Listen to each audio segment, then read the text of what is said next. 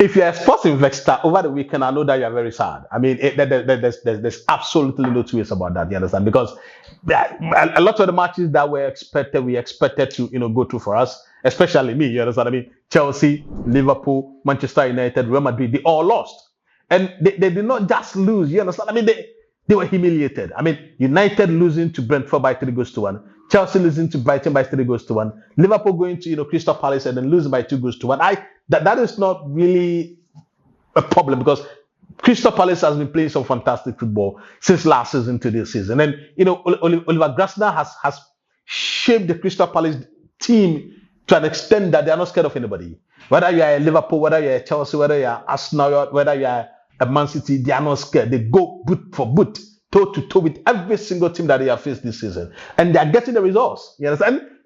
If not for the profligacy, if not for the lack of convincing goal scoring ability from Mateta, Crystal Palace should have been long gone. Because he had clear-cut chances that he should have buried, but at the end of the day, he could not, and he did not bury Liverpool. And it is funny, but do you think Ruben Amorim should be sacked? Sincerely, because I think that he has to be sacked. Ruben Amorim is not good enough.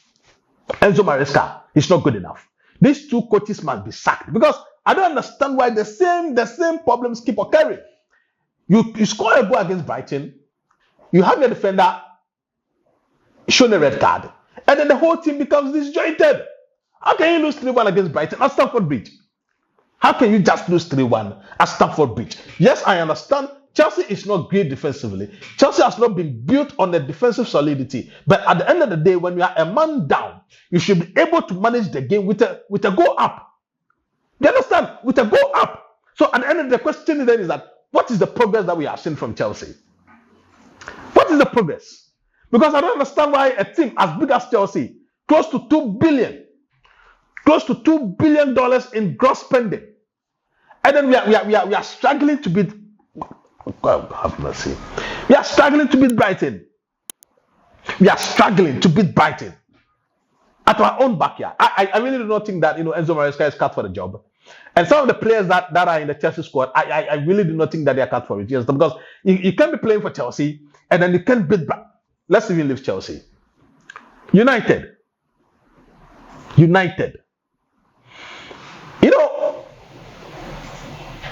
I'm not going to criticize the formation.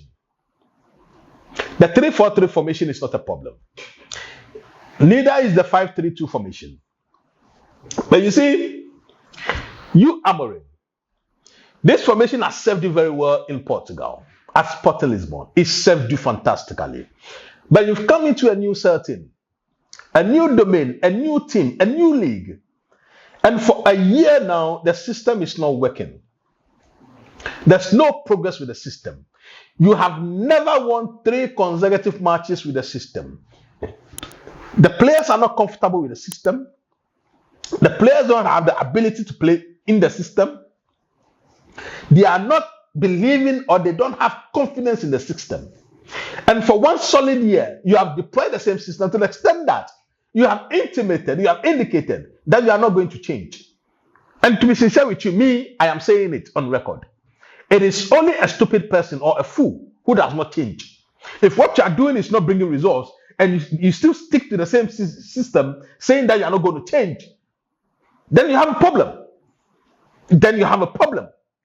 Right? Then you have a problem because at the end of the day, if the system is bringing results, fine. And you don't want to change, fine. I get a point. But here the system is, and you see, I blame the hierarchy at United as well. Because if a coach is in there, you've brought in a coach to study the ship and to win you matches, and the coach is not winning matches for a year, do you still keep him in the job and then try again and then do his try and error? Because I don't see progress.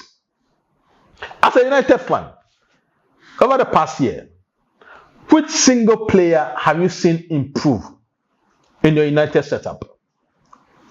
Which single player have you seen an improvement from? Is it from Luke Shaw? Is it from Marcus Rashford who has been loaned? Is it from, what's the name, Bruno Fernandes? Is it from Kobe Menu? Is it from Dalot? Is it from Mason Mount? Which player have you seen Amorim improve technically and tactically. To me, none of them. And the results is telling, the results is glaringly clear that he has had a net negative effect on the United setup. And he's still there. And the team is still going to flounder, the team is still going to retrogress. But that is your problem. If you won't sack him, that is your problem. But as for me, dear, to be sincere with you, I am not laying a bet on United again. Neither am I putting my money on Chelsea 2 again. But the biggest result over the weekend, was Atletico Madrid beating Real Madrid by 5 goals to 2. Yes, 5 clear goals to 2. And you see, the funny thing is that the last time Atletico Madrid beat Real Madrid, or Atletico Madrid scored 5 goals against Madrid, was in 1950.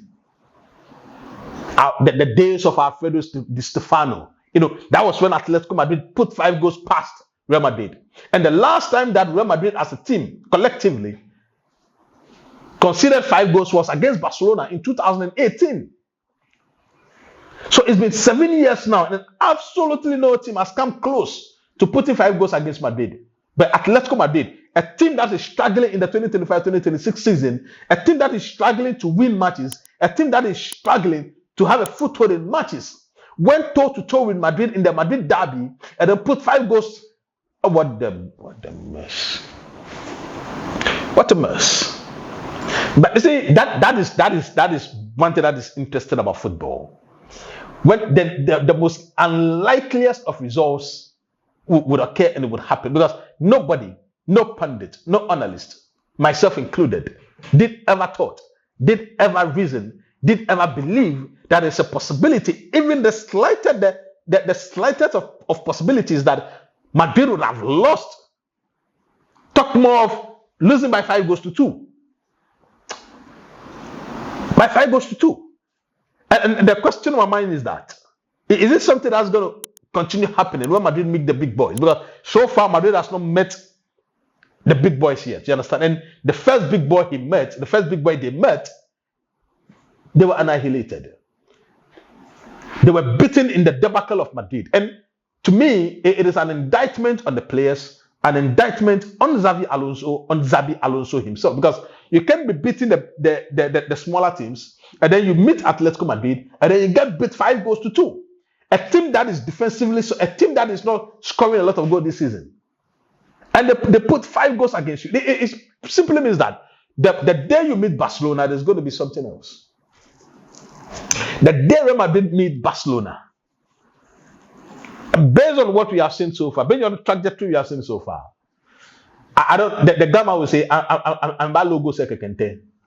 They might collect the goals with a basket, and because this is funny and interesting. But on the whole, I think that the weekend served us an incredible amount of football. Liverpool losing, Madrid losing, Chelsea losing, what's the name? United also losing. These are the things that football serves us, and that is why we are ever grateful to football. Subscribe, put your likes and put your comments in the section as you await for our next episode. Thank you.